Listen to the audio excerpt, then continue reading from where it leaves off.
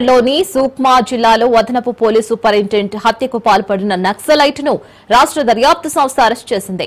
June 9న సూక్మాలోని కొంటా ప్రాంతంలోని ఒక రాతి క్వారీలో నక్సలైట్లు అమర్చిన మందు పాత్ర పేలి జిల్లా అదనపు పోలీసు సూపరింటెండెంట్ ఆకాష్ రావు గిర్పుంజే మరణించగా ఇద్దరు అధికారులు ఎస్డీఓపీ భారు ప్రతాప్ చంద్రకర్ అలాగే ఎస్హెచ్ఓ సోనాల్ గాల్వకు గాయాలయ్యాయి. నిందితుడు నక్సలైట్ సోది గంగాగా గుర్తించారు.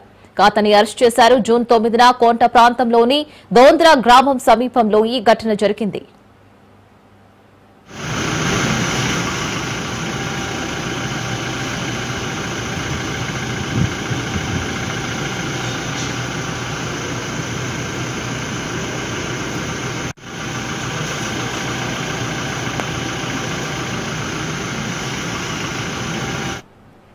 గత నెలలో ఛత్తీస్గఢ్ లోని సూక్మా జిల్లాలో అదనపు పోలీసు సూపరింటెండెంట్ హత్యకు పాల్పడిన నక్సలైట్ ను రాష్ట్ర దర్యాప్తు సంస్థ అరెస్ట్ చేసింది.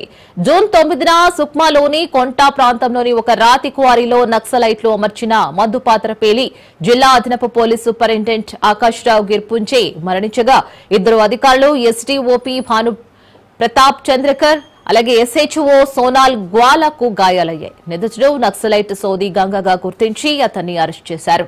జూన్ 9న కోంటా ప్రాంతంలోని దోంద్రా గ్రామం సమీపంలో ఈ ఘటన జరిగింది.